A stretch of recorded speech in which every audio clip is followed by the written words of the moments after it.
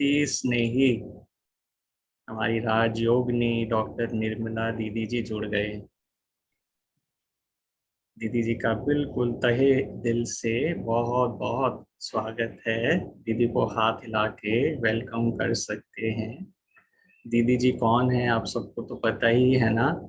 ये वो दीदी हैं हमारी जिन्हें बाबा भी मुरली में उनका नाम लेकर याद करते हैं, जिन्हें साकार मम्मा बाबा की पालना में पलने का सौभाग्य मिला। दीदी की जो सरलता, निर्मलता, ऐसी जो मूर्त है, उसी के कारण बाबा ने निर्मल आश्रम का भी टाइटल दिया। आप सबको पता ही होगा ना। और फिर सारे इतने बड़े यज्ञ चलाने की बाबा ने जिम्मेदारी दी। दादी जी का थोड़ा सा इंट्रोडक्शन बता दें। दादी जी 1935 में मुंबई में जन्मी थी।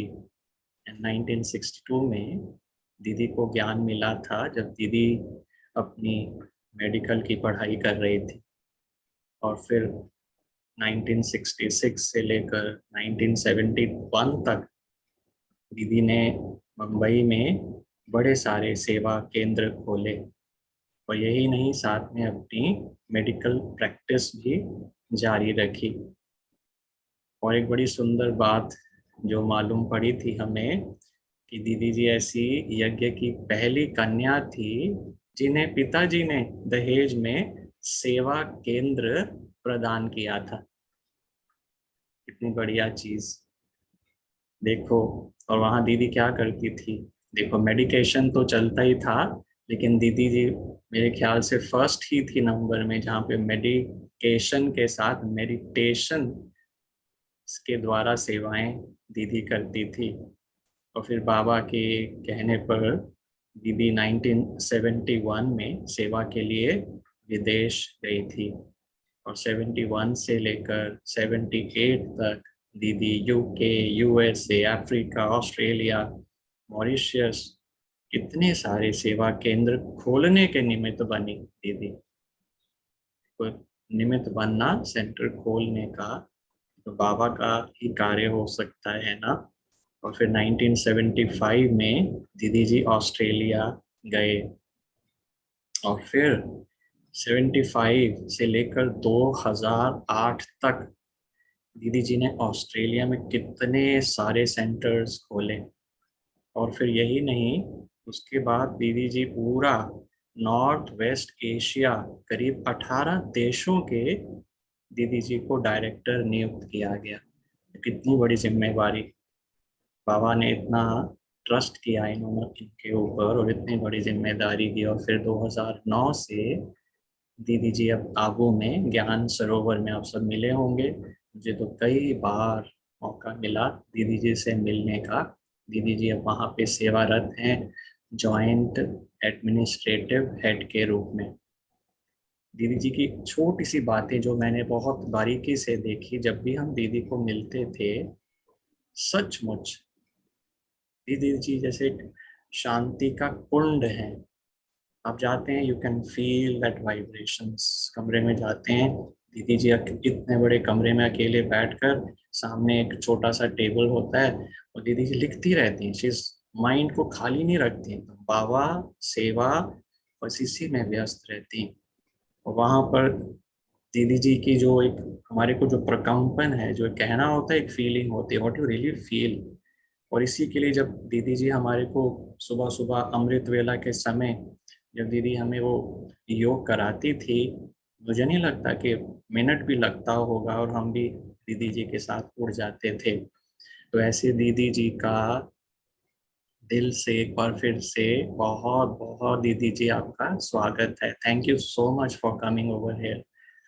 और छोटा सा दीदी ये एक फुलवाड़ी है जो दो ढाई साल पहले ड्यूरिंग कोरोना स्टार्ट हुई थी।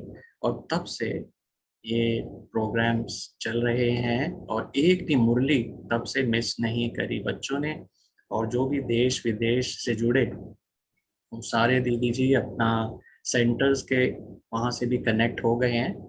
और हमें तो इस द्वारा, बेहद की सेवा के द्वारा मधुबन सब बच्चों ने देख लिया, और हमारे जो आपके बाबा की जो डायरेक्ट पालना लिए हुए आत्माएं हैं उनके द्वारा भी हमें मिलने का मौका मिल गया। So thank you so much once again दीदी। और अभी एक छोटा सा सॉन्ग है जो हमारी मीनाती बहन गाएगी, और फिर दीदी जी जो अपना टॉपिक है उस पर बोलेंगे। मीनाती बहन जी। जी भाई जी। ओम शांति दीदी जी।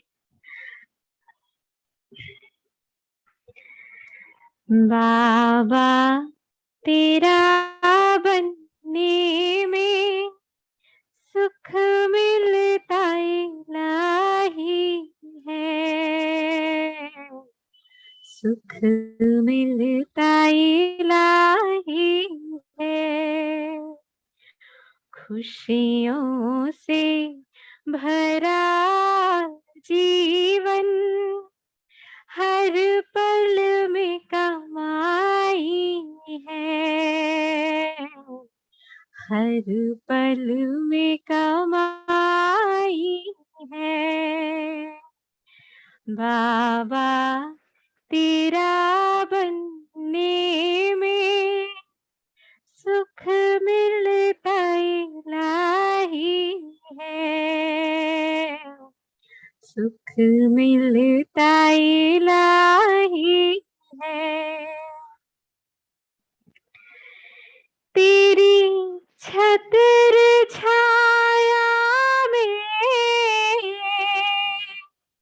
माया की धूप नहीं हो, माया की धूप नहीं, जो तेरा बन जाए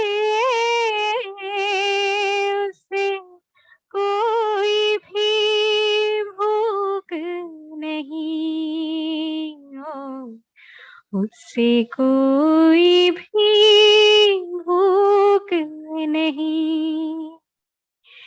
जिसने तुझे अपनाया उससे दुनिया पर आई है, उससे दुनिया पर आई है। बाबा तेरा बनने में सुख मिलता इलाही है, सुख मिलता इलाही है। बाबा बाबा ओ बाबा बाबा बाबा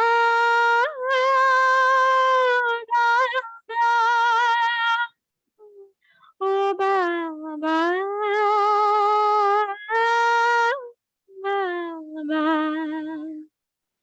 ओ बाबा बाबा। थैंक यू बाबा। ओम शांति। थैंक यू दीदी जी। ओम शांति। गीत सुनते दादी जानकी की याद आई और इंदिरा बहन बहुत प्यार से ये गीत गाती थी, दोनों की याद आई। अभी हम आज का टॉपिक लेंगे समान संपन्नता और संपूर्णता की ओर। लक्ष्य हम सभी का है सर्वगुण संपन्न, 16 कला संपन्न, संपूर्ण निर्विकारी बनना। और वो तब बन सकते हैं जब हम अपने में योग शक्ति भरते हैं, और वो भी ज्वालामुखी योग होना चाहिए। तो जैसे हम संपूर्णता की ओर जाते हैं, हम हर्षित मुख रहते हैं, संतुष्ट रहते हैं, कोई इच्छा नहीं, लोभ नहीं, चिंता नहीं, डर नहीं। प्रेम स्वरूप निस्वार्थ स्नेह बाप समान सर्व से बेहद की दृष्टि और वृत्ति और भाई भाई की दृष्टि, और सब बातें हमारे लिए सहज हो जाती है। वैसे भी हम कहते हैं सहज ज्ञान और सहज राजयोग, तो मुश्किल और असंभव का नाम निशान नहीं।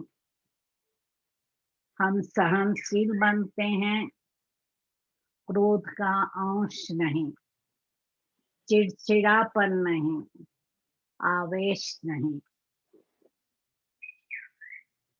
हमारी वाणी मधुर बन जाती है, हम सॉफ्ट स्वीट और एसेंसफुल बनते हैं। कौन करता है? हमारा पर फोकस नहीं है, मीनाती पर फोकस है। कौन कंडक्ट करता है? और हम सोल कॉन्शियस रहते हैं, बेभान का अंश नहीं, मैं और मेरापन नहीं। हम किसी के मुंह में अटकते नहीं, लटकते नहीं, चटकते नहीं, परेशान नहीं। अव्यक्त एंजेलिक स्टेज, हल्के और उड़ते रहे और उड़ाते रहते हैं। कोई ईर्ष्या नहीं, भेद नहीं, कंपटीशन नहीं, इनसिक्योरिटी नहीं, भविष्य की चिंता नहीं, क्योंकि बाबा के हाथ में हमने सब कुछ दे दिया। पूरे समर्पित हो जाते हैं। दे दे के संबंधी और जो भी पोजेशन है वो जैसे कि बाप को अर्पण कर दिया, तो जब बाबा के हो गए, बाबा की छत्र छाया में है, कोई डर नहीं, कोई चिंता नहीं, अलबेलापन नहीं, मुहानेबाजी, भूल जाना, उड़ाव, वेस्ट कुछ नहीं, आलस्य नहीं, थकावट, उमंग, उत्साह नहीं, और हम आराम पसंद नहीं। उमंग उत्साह से भरे रहते हैं तो आलस्य क्यों आएगा? हम सम्मान में रह के सम्मान देते हैं, लोभ का अंश, इच्छा नहीं, ये अच्छा है, ये खाना है, ये पीना है, यहाँ घूमना है, ये पहनना है, नहीं। हम सिंपल सादगी वाले बन जाते हैं। नॉलेजफुल तो ड्रामा और कर्म पर अडोल, कोई प्रश्न नहीं, क्यों, क्या, कैसे नहीं। और हमारी अवस्था अचल, अडोल और एक रस रहती है। हमारा सोचना, बोलना, करना सब श्रीमत अनुसार व्यर्थ की समाप्ति हो जाती है और समर्थ हो जाते हैं। पूर्ण पवित्रता, कोई आकर्षण नहीं, स्थूल वैभव या व्यक्ति में प्रभावित नहीं होते, और नाम रूप का प्यार नहीं। हम पावरफुल बन जाते हैं, जिससे विघ्न आते हैं तो विनाश कर सकते हैं, और माया जीत बन जाते हैं। हम 3 तख्त पर विराजमान है, अकाल तख्त, बाबा का दिल तख्त और भविष्य राज का तत्व। हमें लाइट और माइट और जिम्मेवारी का ताज मिलता है, स्वराज्य अधिकारी का तिलक मिलता है, और हमारा सोचना, बोलना, करना एक हो जाता है। हमें शुभ भावना, श्रेष्ठ कामना रहती है। हम अपने को अवतार समझते हैं, विश्व परिवर्तक, विश्व कल्याणी। अपवित्र को हम पवित्र बनाते हैं। तमो से सतो बनाना, ये हमारा धंधा है। और कोई क्वेश्चन नहीं, क्यों, क्या, कैसे। जो के करने वाला है, बाबा कहते वो कौवा है। हमें हंस बनना है, ना कि कौवा।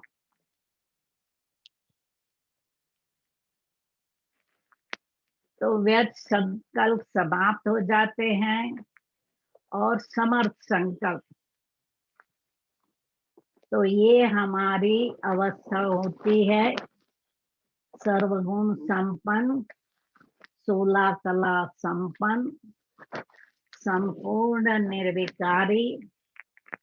और उसके लिए नेचुरली हमें तीव्र पुरुषार्थ करना है। लक्ष्य सदा सामने हो, मदर फादर को फॉलो करना है, और किसी को देखना नहीं है। और देखो तो सिर्फ गुण देखो, उनकी वीकनेस नहीं देखो। बेहद की वैराग्य वृत्ति हो। मैं और मेरापन छोड़ो। और लक्ष्य रखना है, मुझे पूरा वर्षा लेना है, और अभी ही लेना है, क्योंकि अब नहीं तो कभी भी नहीं।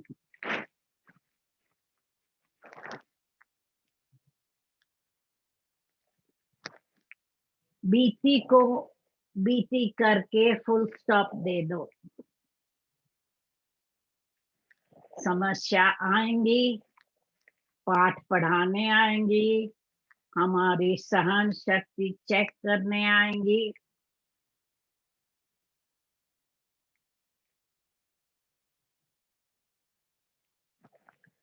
हर घड़ी को बाबा कहते हैं अपनी अंतिम घड़ी समझो, तो अलबेले नहीं रहेंगे। अपना चार्ट लिखना है, और बाप समान सर्व कर्मेंद्रियों पर राज्य अधिकारी बनना है। मन को ऑर्डर करो और उसी संकल्प में स्थित हो जाओ। बाबा ने ये हमें एक्सरसाइज दी थी कि मन को जब भी जहां भी चाहो वहां ले जाओ।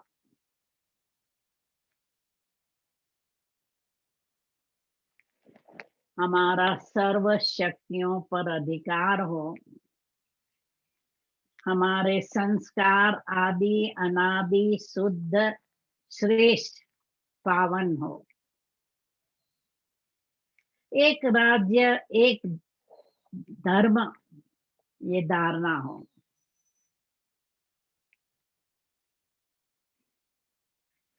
बाप का प्यारा बनना है, औरों से न्यारा बनना है।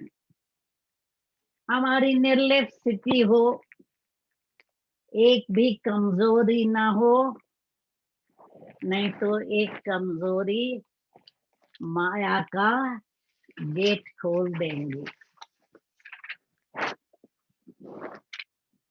तो मेरा भाग्य था कि पहले ही दिन मुझे मम्मा से मिलना हुआ। मम्मा बहुत रॉयल और गंभीर थी, और ज्ञान का मनन चिंतन करके वो हमेशा धारण करके जब ज्ञान सुनाती थी तो ज्ञान सबको बहुत अपील करता था। उन दिनों में मम्मा 9 मास बम्बई में रही और उस समय सेंटर बहुत छोटा था, वाटरलू मेंशन। तो मम्मा रमेश भाई के घर में रहती थी। मेरा जब कोर्स पूरा हुआ तो उषा बहन ने मुझे मम्मा से मिलाया, परिचय कराया कि मेरी सखी है, डॉक्टर है और कोर्स पूरा किया। तो मम्मा ने पूछा कोई प्रश्न है? तो मैंने मम्मा से पूछा कि मम्मा, कृष्ण सतो प्रधान था पहले जन्म में, क्राइस्ट भी जब आया पहले जन्म में सतो प्रधान था, दोनों में क्या अंतर? तो मम्मा ने क्लियर किया कि क्राइस्ट की सतो प्रधानता द्वापर की थी, जन्म से नहीं था, बाद में वो प्रसिद्ध हुआ। तो फिर दूसरा मैंने प्रश्न किया कि मम्मा मेरी टीचर जा रही है। मम्मा ने कहा कोई बात नहीं, निर्मल शांता दादी है ना, आपकी पालना करेंगे। फिर 4 वर्ष के बाद जब मैं मम्मा को मिलने गई, मम्मा के साथ उषा बहन ने हमारा भोजन रखा था। तो मैंने मम्मा से पूछा,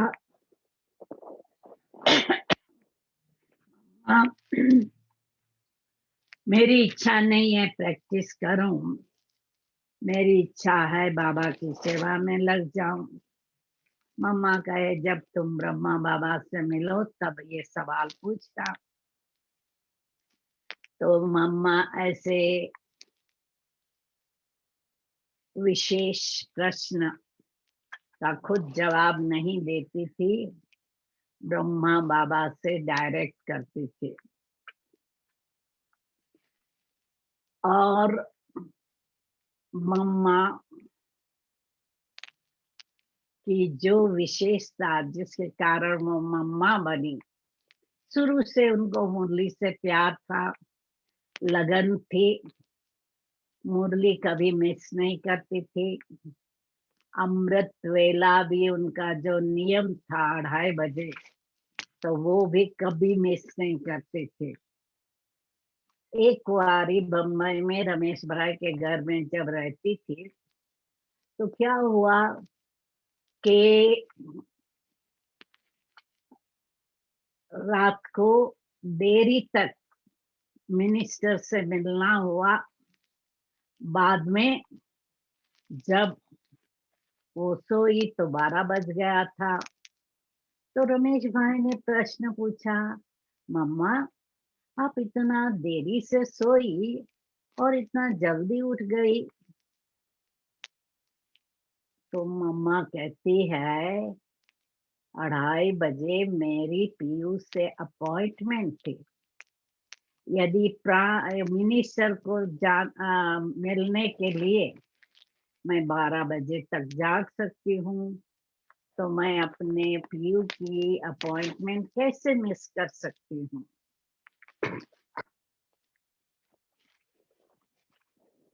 तो मम्मा अमृत वेला का अपना टाइम कभी मिस नहीं करती थी और बाबा जो भी डायरेक्शन देते थे, जी हजूर जी हाजिर करके उस समय तैयार कर देती थी। एक बारी मधुबन में कोई पार्टी जा रही थी, तो जाते समय बाबा गोसुनकम संतोली देते थे। तो अचानक बाबा को ख्याल आया कि इस पार्टी को गोसुन कम सुन थोड़ी खिलाऊं।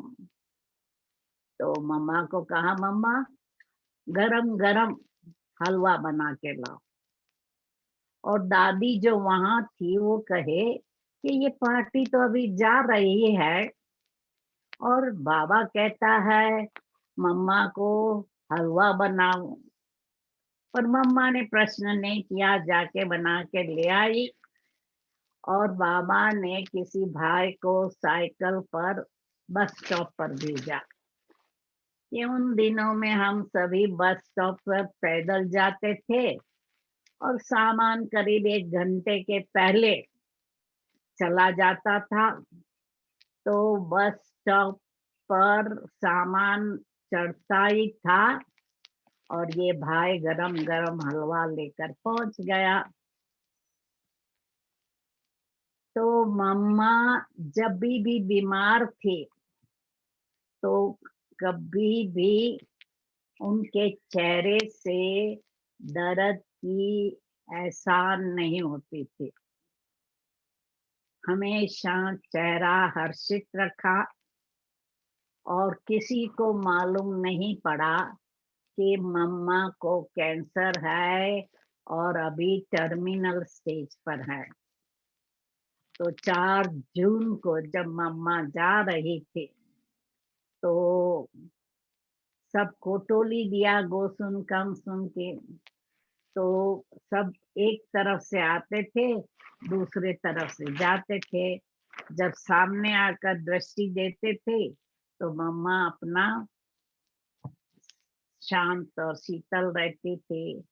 जब वो लोग जाते थे तो मम्मा गहरा सांस लेती थी, क्योंकि कैंसर फेफड़ों तक पहुंच गया था और फेफड़े सूख गए थे, आसपास पानी भर गया था। पर मम्मा शांत रही।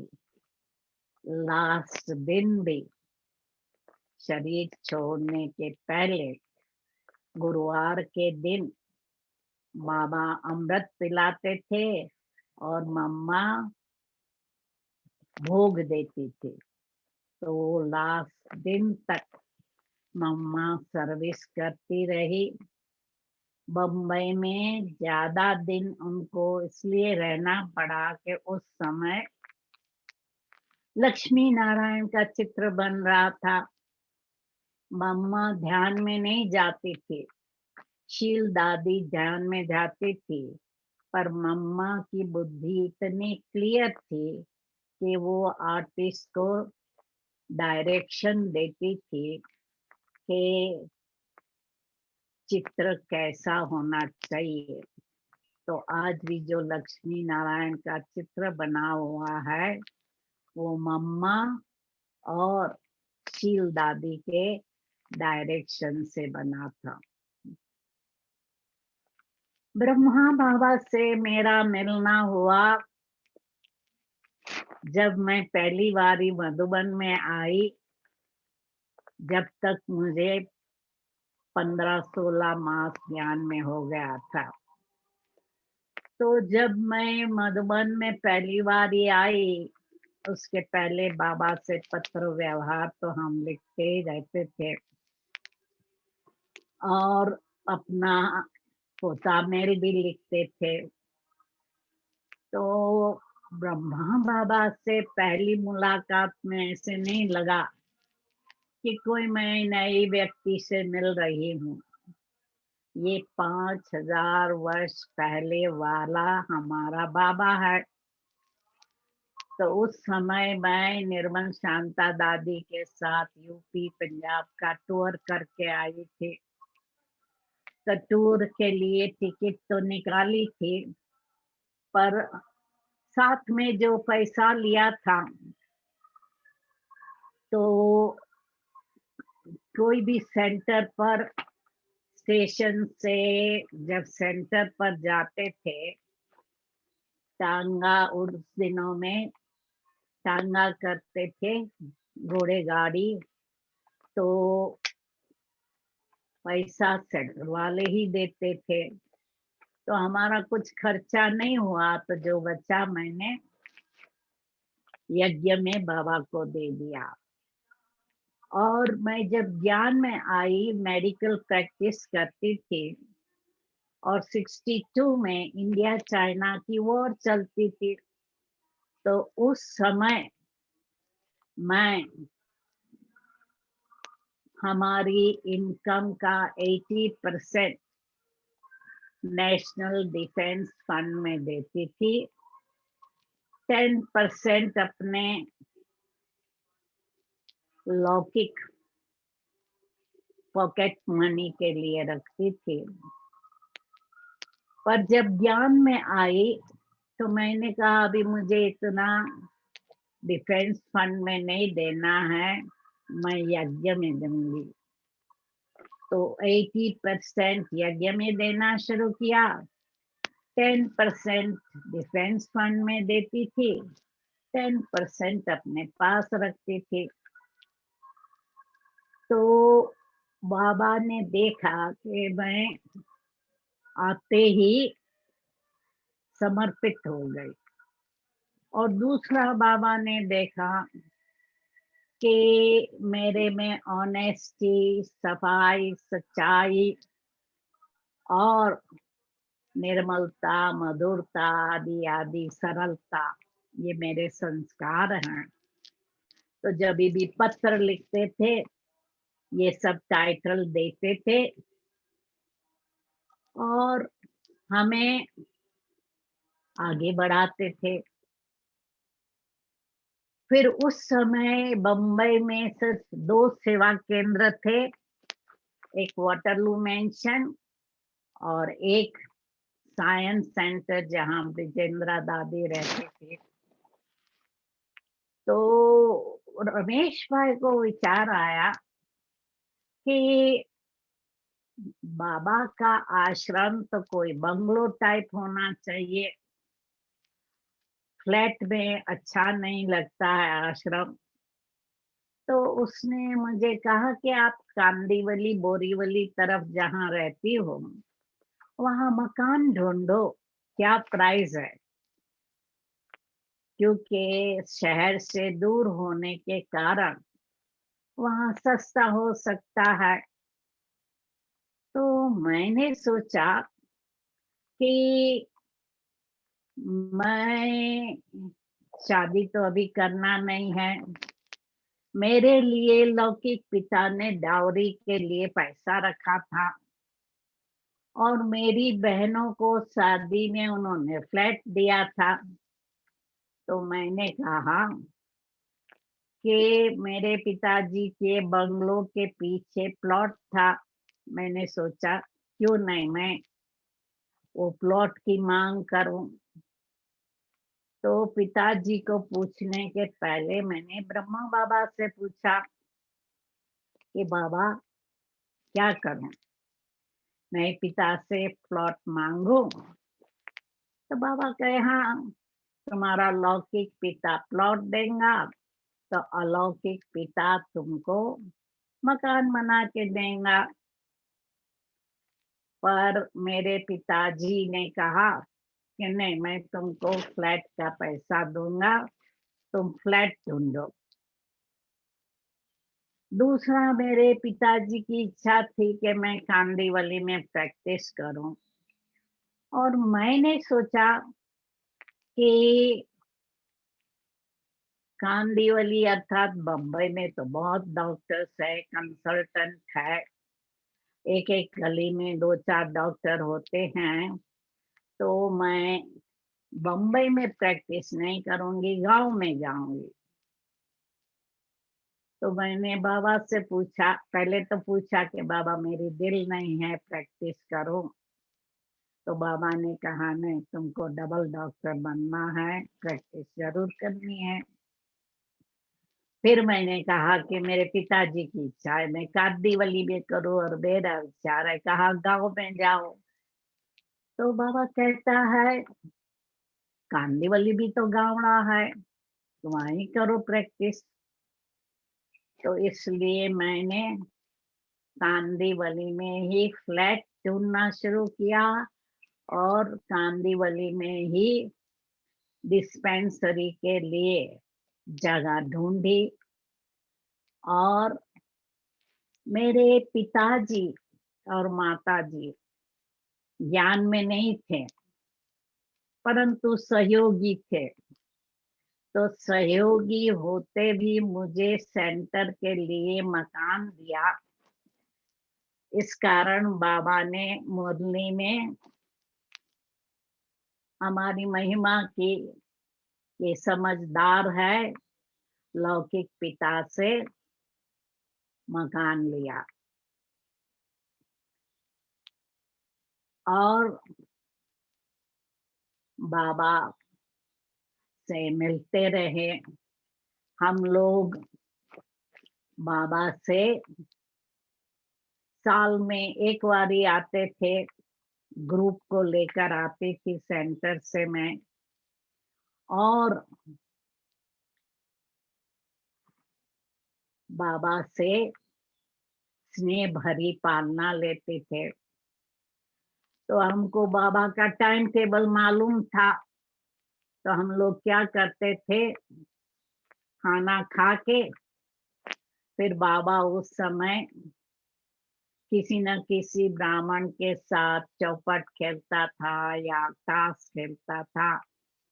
हम लोग बाबा के कमरे में झांकते थे पर्दा खोल के, तो बाबा कहता था वो बच्ची आओ बच्ची, तो हम लोग बैठ जाते थे और बाबा कैसे खेलते हैं वो देखते थे। और बाबा शाम को 5 साढ़े 5 बजे फ्री होकर मंथन करते थे। तो उन दिनों में बाबा के कमरे के बाहर, जैसे आंगन में 3 साइड पर वॉल थी, मतलब कोई बाहर से नहीं आ सकता था, अंदर से ही जा सकते थे। ऊपर खुला होता था, वहां बाबा एक खटिया रखकर उस पर विष्णु के पोज में सोकर मनन मंथन करते थे और हम बच्चों को अपना उस समय ज्ञान का मंथन सुनाते थे। और साल में एक बारी ब्रह्मा बाबा जब हम जाते थे, ब्रह्मा भोजन भी करते थे। तो उस समय ब्रह्मा भोजन या तो हिस्ट्री हॉल में होता था या तो ऊपर हिस्ट्री हॉल के ऊपर जो छत है वहां होता था। तो हम सभी मम्मा बाबा के साथ भोजन करते थे।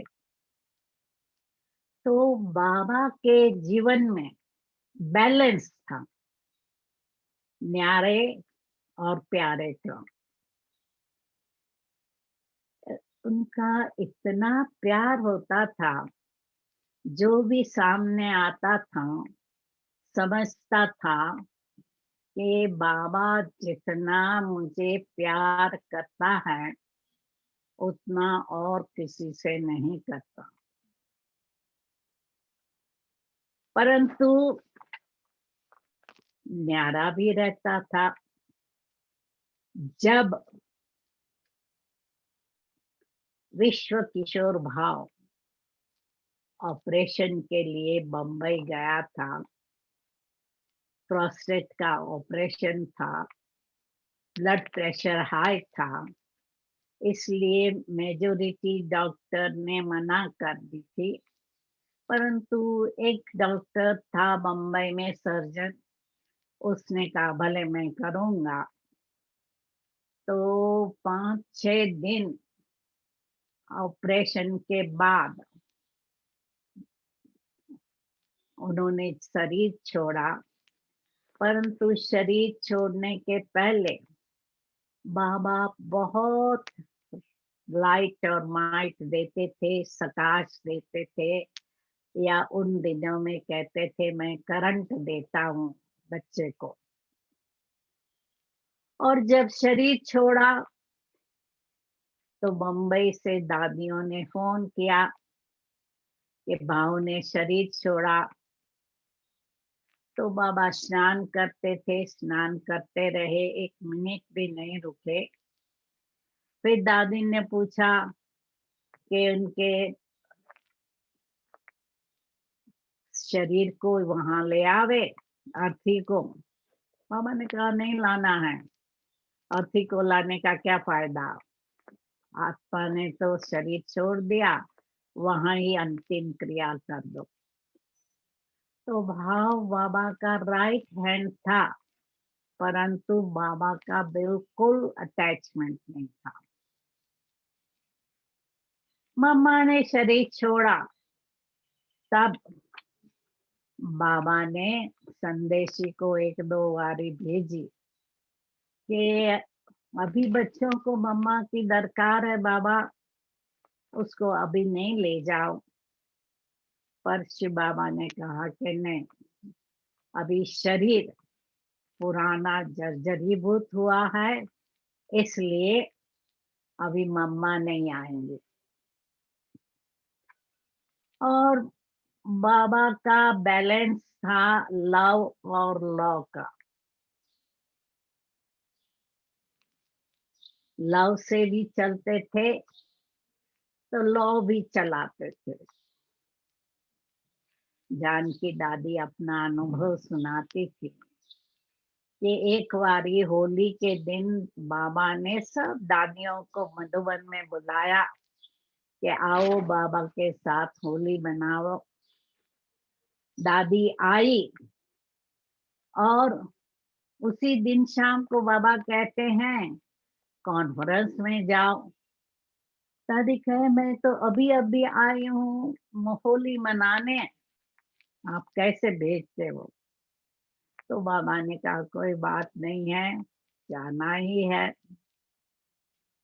और जब देखा दादी खुशी से नहीं जा रही है, तो दादी के साथ कई मास तक पत्र व्यवहार नहीं किया। बाबा बहुत स्वीट भी थे तो स्ट्रिक्ट भी थे।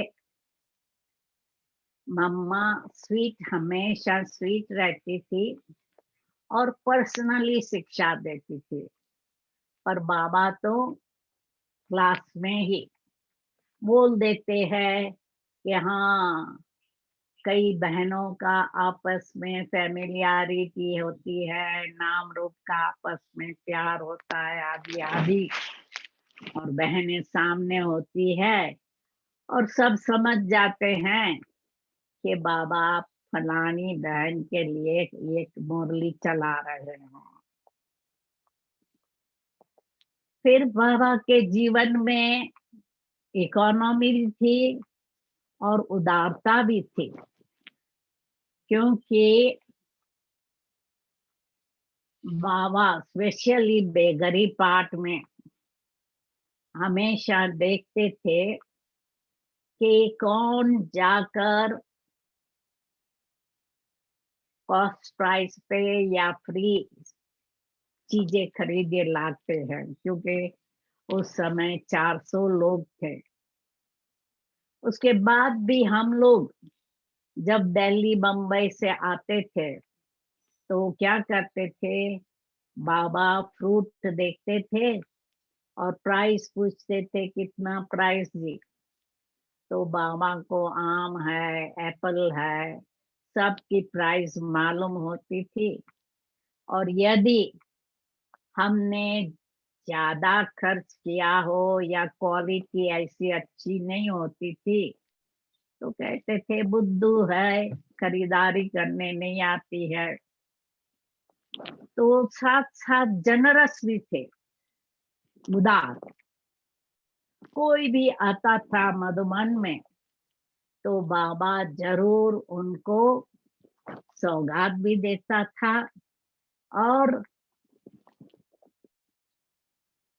टोली भी खूब खिलाता था। तो मैं जब पहली बारी मधुबन में आई तो बाबा ने पूछा तुम्हारे घर में कितने मेंबर्स है, और हर एक के लिए सौगात दी बाबा ने। और बाबा का सबके साथ अलौकिक नाता रहा, क्योंकि उनके साथ उनके युगल नारायण दादा, निर्मल शांता दादी, ब्रिजेंद्र दादी थे और दूसरे 400 लोग थे भाई बहन। तो बाबा ने सबको समान रखा और अपने लौकिक परिवार को यज्ञ माता नहीं निमित्त किया, लेकिन मम्मा को निमित्त किया। और अव्यक्त होने के बाद भी प्रकाशमणि दादी, मनमोहिनी दीदी को जिम्मेवारी दी और उनका हर एक के साथ समान व्यवहार था। बैलेंस था बाबा के पास याद और सेवा का। सदैव सेवा का मनन मंथन चलता रहता था और याद में मस्त रहते थे। तो शुरू में तो सेवा समाचार सुनने में बहुत इंटरेस्ट दिखाते थे, परंतु बाद में उन्होंने सेवा से भी उपराम हो गए। कोई समाचार आधा घंटा सुनाता था और अंत में बाबा कहता था, बच्ची क्या कहा, मतलब 5 मिनट में सुन लेता था और बैलेंस था। एकांत में भी उनको अच्छा लगता था, संगठन में भी अच्छा लगता था।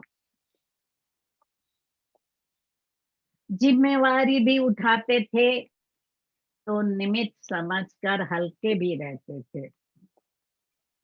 इतना बड़ा परिवार था, सबके पत्रा व्यवहार होते रहते थे, परंतु बाबा कभी भी टेंशन में या स्ट्रेस में नहीं आते थे। कितनी आपने देखा होगा यज्ञ में सामना हुआ, परंतु बाबा अपने रिलैक्स रहे।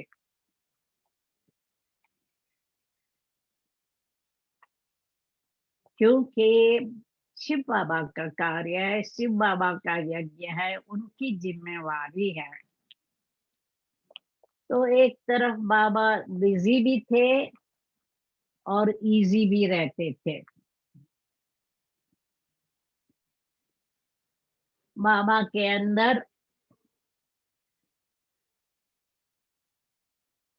नम्रता और नशा। एक तरफ हमेशा बाबा कहते रहे, मैं आपका ओबीडियंट सर्वेंट हूँ, तो दूसरी तरफ नशा था कि मैं शिव बाबा का अनन्य बच्चा हूँ। कल जाकर मैं विष्णु कृष्ण बनूंगा। और उनकी ब्रह्मणी लच्छू दादी थी, तो जब अपना ड्रेस पहनते थे, कल जाकर मैं कृष्ण बनूंगा, ऐसा ड्रेस पहनूंगा।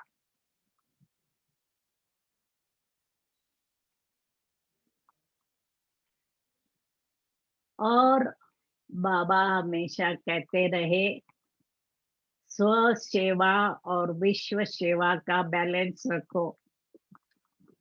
स्व सेवा भी सारा समय नहीं करो, तो विश्व सेवा करते करते भी अपना अमृत वेला और मुरली कभी मिस नहीं करना। बाबा अंतर्मुखी भी थे तो रमणीक भी थे।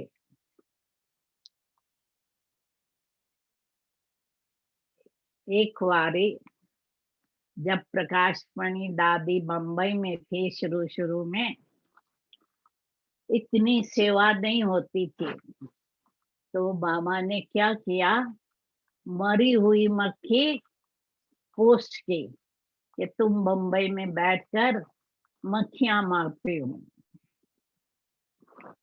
और हम लोग मधुबन जब आते थे और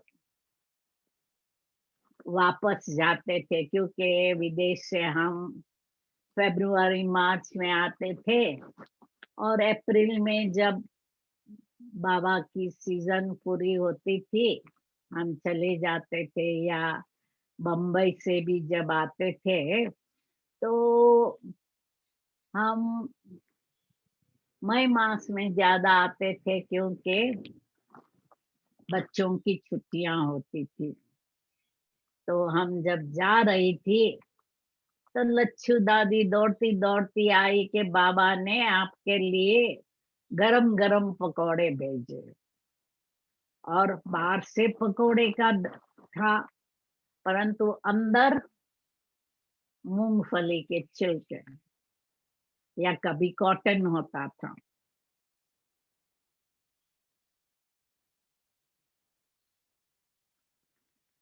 तो बाबा के प्यार के कारण सभी ज्ञान में आए। उस समय इतना शुरू में ज्ञान गहराई में नहीं था, परंतु बाबा की दृष्टि से उन्हों को बहुत शक्ति का, शांति का, प्यार का अनुभव होता था। तो इसलिए वो लोग आते थे। और बाबा कभी कभी सावधान भी करते थे, परंतु साथ साथ हमेशा शुभकामना भी रखते थे। और जो बाबा के अंतिम महावाक्य थे, निराकारी, निरहंकारी, निर्विकारी, वो प्रैक्टिकल में उनका स्वरूप था। व्यक्त में होते हुए भी अव्यक्त और उपराम रहते थे। हमेशा कहते थे कि मैं आपका ओबीडियंट सर्वेंट। कभी भी उनके लिए कोई विशेष मांग नहीं थी। ज्ञान में आने के बाद संस्था के हेड कहो या बैकबोन बनने के बाद भी कभी ऐसे नहीं था। उन्होंने न ड्रेस बदली किया। उनकी गद्दी पर हम लोग भी बैठकर क्लास कराते थे। और मम्मा भी सामने वाली गद्दी पर बैठती थी, क्योंकि हिस्ट्री हॉल में दोनों गद्दियां हैं, थोड़ा बीच में डिस्टेंस था। तो मम्मा एक तरफ बैठती थी, बाबा एक तरफ बैठते थे। तो मम्मा की भी मुरली के लिए इतना प्यार था, जो बाबा को देखती रहती थी, ऐसे मुड़ के पूरी मुरली सुनती थी। और बाबा कहते थे कभी नमस्ते नहीं करना है, पाँव नहीं पड़ना है, न मेरा फोटो लेना है। और आजकल जो सन्यासी है, शंकराचार्य आदि है, वो जब ट्रेवल करते हैं तो उनकी कार में भी सिल्वर थ्रोन रहता है, चांदी का उनका सिंहासन है बैठने का। कार में भी जाएगा, कार का काफला जाएगा, और जहाँ प्रवचन करेंगे वहां पहले उनका चांदी का सिंहासन जाता है, और दो चार उसके फॉलोअर वो पंखा चलाते चलाते उसको ले जाते हैं गद्दी पर। परंतु ब्रह्मा बाबा ने कभी ऐसा शो नहीं किया ना तो उस समय कोई कार थी यज्ञ में। अभी तो यज्ञ में बहुत कार और मोटर बाइक हो गए, उस समय कोई कार नहीं थी। और जब पांडव भवन में आए तो बाबा ने कंस्ट्रक्शन ट्रेनिंग सेंटर वगैरह का शुरू कराया, परंतु खुद पुराने अपने मकान में ही रहे, कभी नए मकान में नहीं रहे। तो इसी रीत से बाबा ने अपना निरंकारीपना दिखाया और निर्विकारी थे। कभी गुस्सा, लोभ, मोह कुछ नहीं था। बाबा के डायबिटीज था, तो कई माताएं टोली वगैरह ले आती थी। बाबा सिर्फ एक थोड़ी टुकड़ी खाता था माता को खुश करने के लिए, परंतु न खाने का लोभ था, न पहनने का शौक था, न अच्छा मकान में रहने का शौक था। तो इस रीति से मम्मा बाबा ने अपना जीवन एक एग्जाम्पल बनकर दिखाया। और हमें क्या करना है? हमें कोई नई इन्वेंशन नहीं निकालनी है। मम्मा बाबा जैसे चले, जैसे कारोबार चलाए, हम उसी पर चलते रहे तो यज्ञ में आज भी जब लोग आते हैं तो आश्चर्यचकित हो जाते हैं। एक साइंटिस्ट पुणे से आया था, हमारे से पर्सनल मुलाकात में पूछता है कि आपने ये एडमिनिस्ट्रेशन कहाँ से सीखा? यहाँ का एडमिनिस्ट्रेशन बहुत अच्छा है। मैंने कहा मैं तो डॉक्टर हूँ, मैंने एडमिनिस्ट्रेशन की स्टडी नहीं की है। बाकी जो ब्रह्मा बाबा ने सेवा शुरू की, जिस रीति से सेवा चलाई, कारोबार चलाई, हम लोग वैसे ही चलाते आए। और आपने देखा कि दादी प्रकाश मणि ने भी मम्मा बाबा को फॉलो कर इतना प्यार से यज्ञ चलाया, जो उनके अव्यक्त होने के बाद सब मधुबनवासी कहते रहे कि हम माँ को मिस करते हैं। क्योंकि दादी भी जब भी समझो कि जब भी उनको संकल्प आता था कि हमें आज पिकनिक पर ले जाना है सबको, तो क्लास कराते कराते कहेंगी चलो मुन्नी बहन हम पिकनिक पर चलेंगे, हाँ नाश्ता वगैरह वहां करेंगे पीस पार्क में। और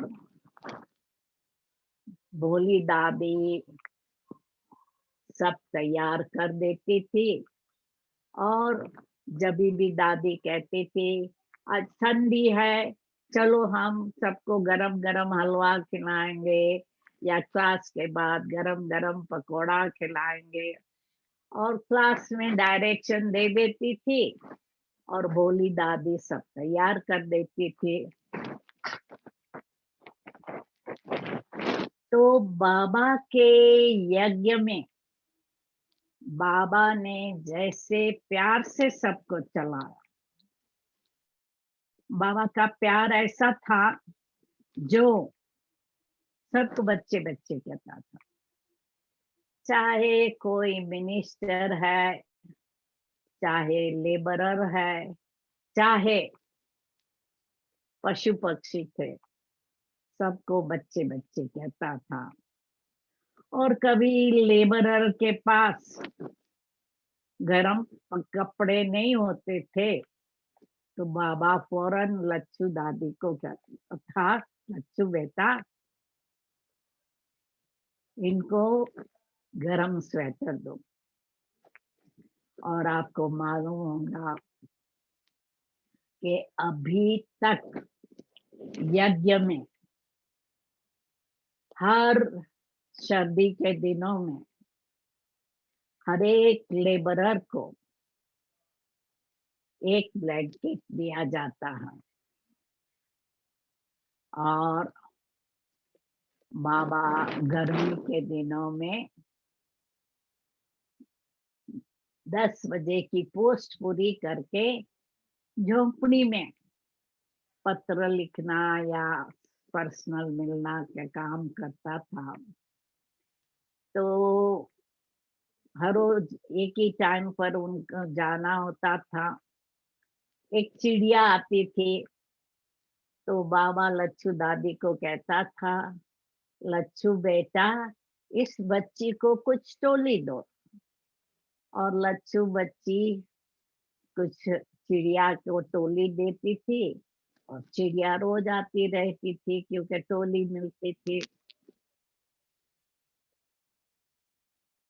बाबा टीचर के रूप में भी क्वाइट स्ट्रिक्ट थे, टाइम पर आते थे और बाबा की चाहना थी हर एक बच्चा बाबा के पहले क्लास पे आ जाए। तो इसलिए आप आंगन में देखो तो बाबा के आने के पहले 5 मिनट भी पहले सब दौड़ दौड़ के पहुंच जाते थे हिस्ट्री हॉल में। और बाबा की नजर जाती थी कौन अलर्ट बैठे हैं और किसी को भी दीवार को टेक कर बैठने की छुट्टी नहीं थी। और जो सामने बैठे होते थे उनसे अपेक्षा रहती थी कि बाबा की मुरली सुनने समय अपने कान हिलाए, अप्रिशिएट करे। बाबा कहता था कि जैसे डांसिंग गर्ल होती है, यदि प्रेक्षक है वाह वाह करते हैं तो उसको उमंग आता है, ऐसे बच्चे भी यदि मुरली को अप्रिशिएट करके कान हिलाते हैं तो मुझे मजा आता है। और कोई उबासी खाता था तो बाबा समझ जाता था कि इसको मुरली में इतना इंटरेस्ट नहीं। तो इसलिए बाबा थोड़ा उनको भी टोकता था कि मुरली के समय मुरली का खजाना कितना वैल्यूएबल है। एक एक वर्जन लाखों रुपए के है तो आपको कितना प्यार से मुरली सुननी चाहिए, न उबासी आनी चाहिए न झुटका खाना है।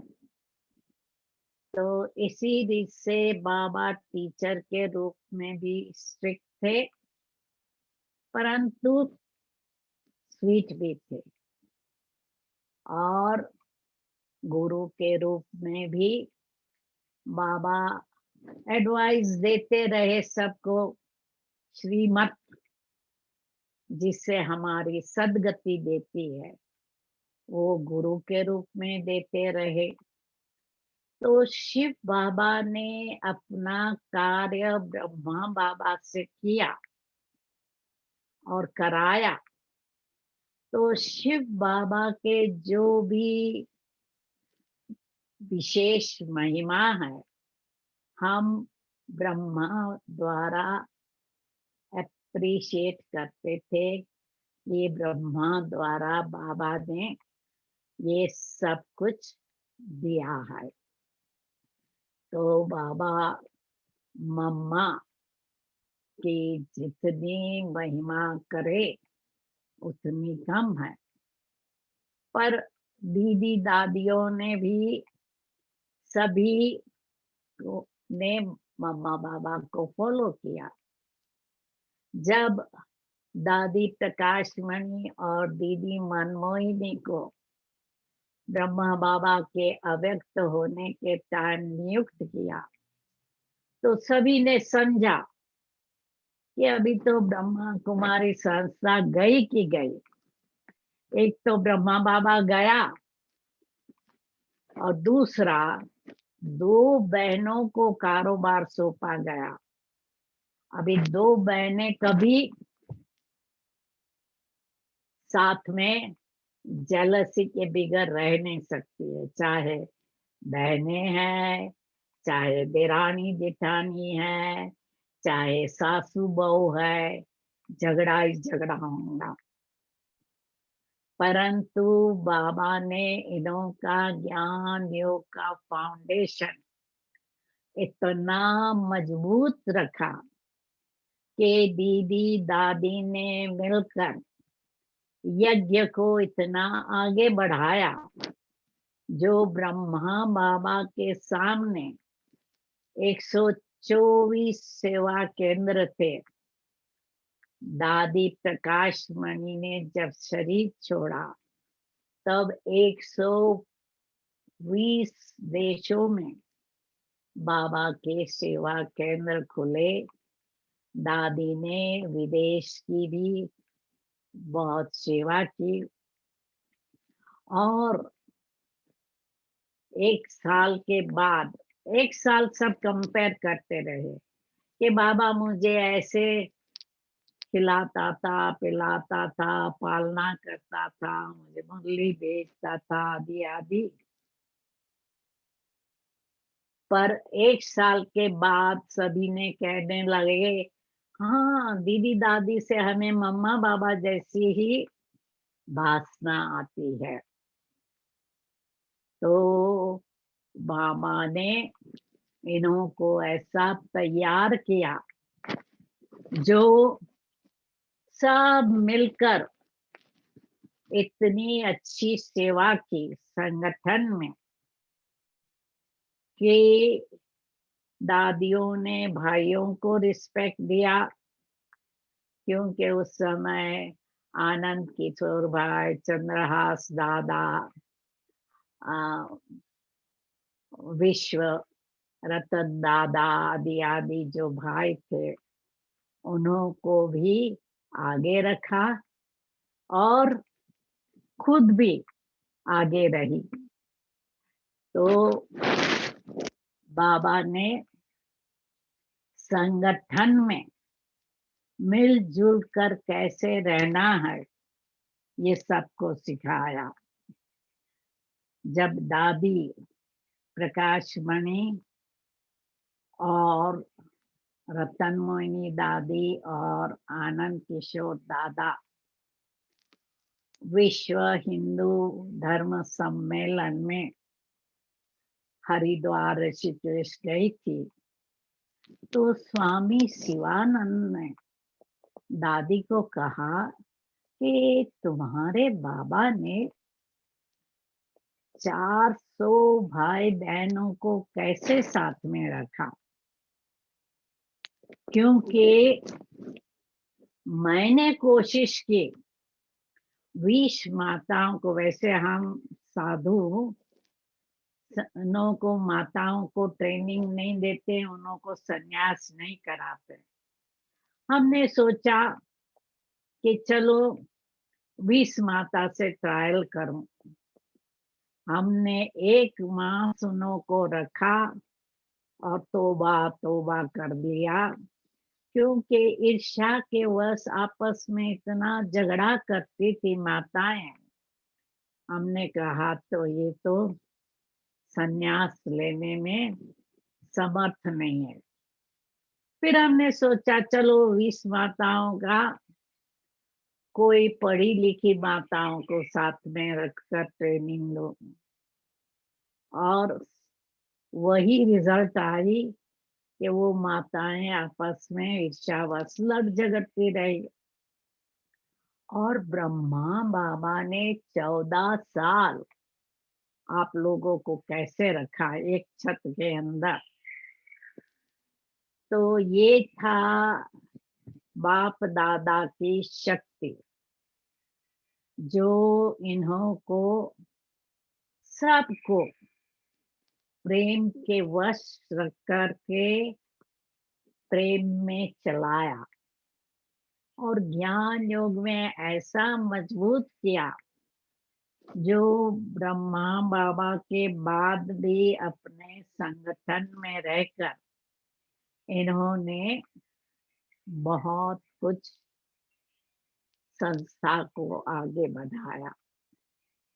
तो इसी बीच से हम देखते हैं कि बाबा ने बहुत हम सभी को सिखलाया और आज भी हम आभारी है कि बाबा ने दादियों को ट्रेन किया, दादियों ने हम सभी को ट्रेन किया और आज भी ये संस्था में बहनें आगे रहकर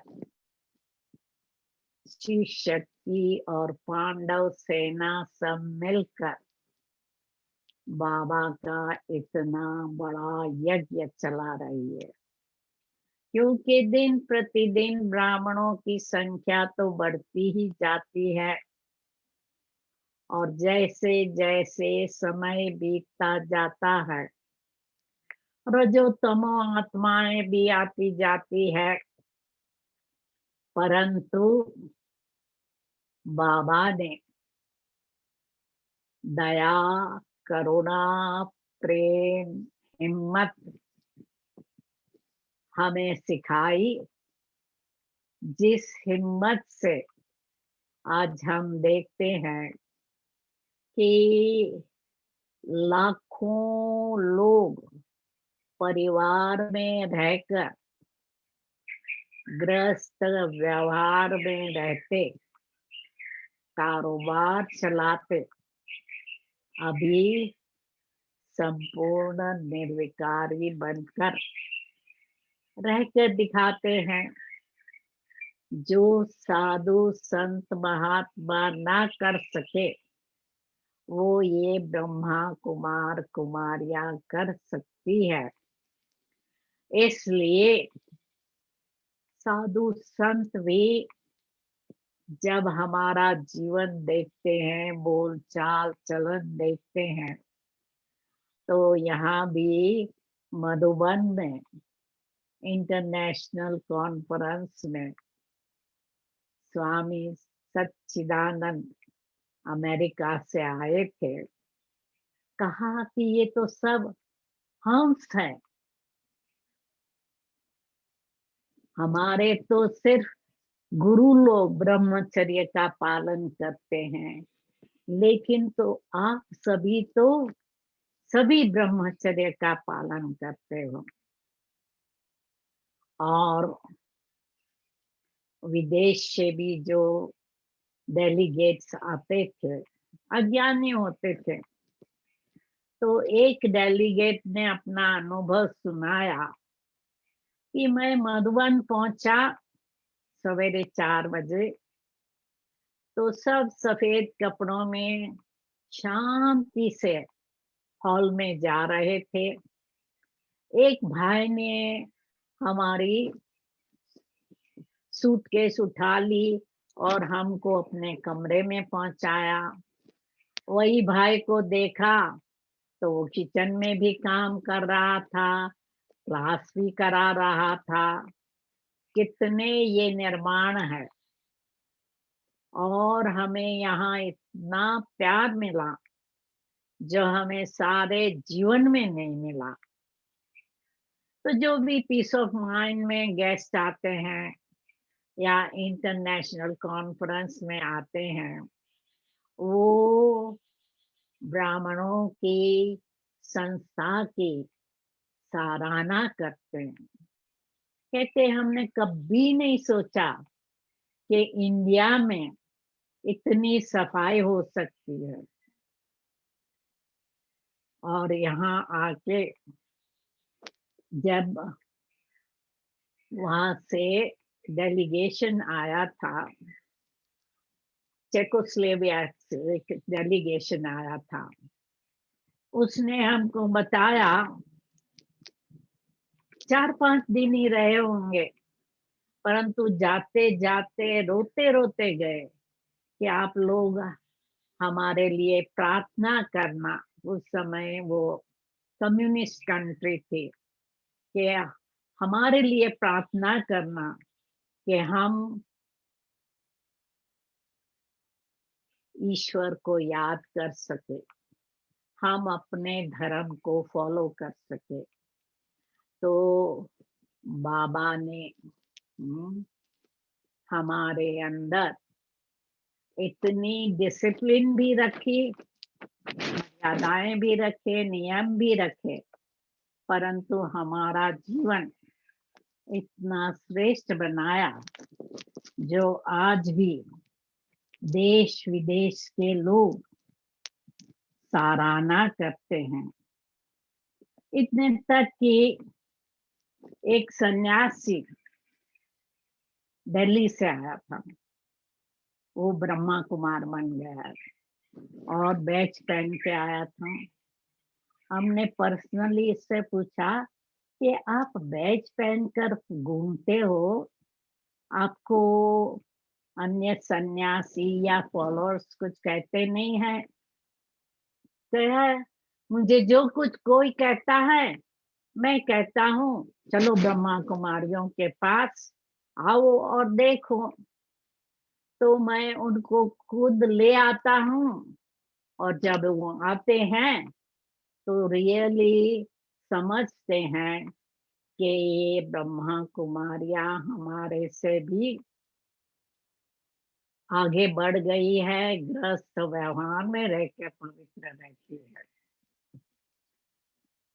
तो बाबा ने यज्ञ स्थापित किया, आगे बढ़ाया, और अभी भी अव्यक्त रूप से पालना कर रहे हैं।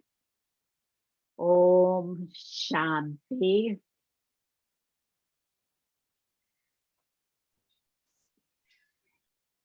ओम शांति। थैंक यू दीदी, बहुत ही सुंदर अनुभव बाबा मम्मा का, यज्ञ का, और जो धारणा युक्त क्लास हम सब ने भी सुनी। तो दादी जी का, दीदी जी का हम सब हाथ हिलाकर शुक्रिया कर सकते हैं। दीदी बहुत बहुत थैंक यू। ऐसे ही बस आप भी वहाँ से बैठकर हम सबके लिए जो क्या कहें कि दुआ करना कि हम सब आए, आपको मिलने आए वहाँ पर, और जो भासना है जो आप सबने ली है वो हम सब आत्माओं को भी एक मौका मिले वहाँ का लेने का। तो थैंक यू दीदी, बहुत बहुत शुक्रिया जो आपने टाइम निकाला, इतना व्यस्त होते हुए आपके जो इतने सारी रिस्पॉन्सिबिलिटीज हैं उसके बावजूद भी, क्या कहें। Thank you Baba, thank you दीदी, बहुत बहुत शुक्रिया। तो आप सब भी कुछ अगर कहना चाहते हैं, पूछना चाहते हैं दीदी से, नहीं तो दीदी को थैंक यू करें क्योंकि समय भी हो रहा है नुमा शाम का। माइक्स ऑन है। थैंक यू दीदी। ओम शांति। दीदी 10 मिनट योग करा सकती हो? 5 मिनट। ऑप्शन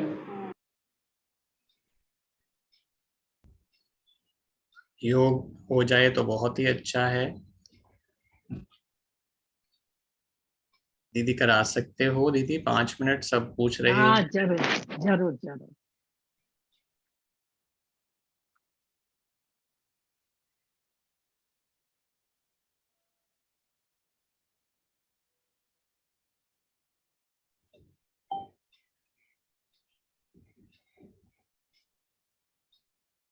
तृप्ति बहन कोई म्यूजिक लगाना चाहेंगे हल्का सा पीछे दीदी के लिए साथ में हल्का सा? और फोकस भी रखो, most of the time focus मिनोती पर।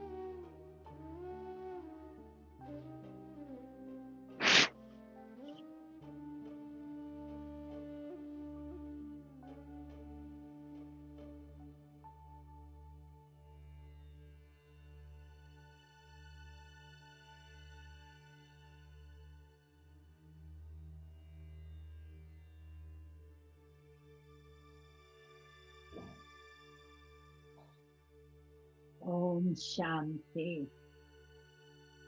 ओम शांति दीदी, थैंक यू। Thank you.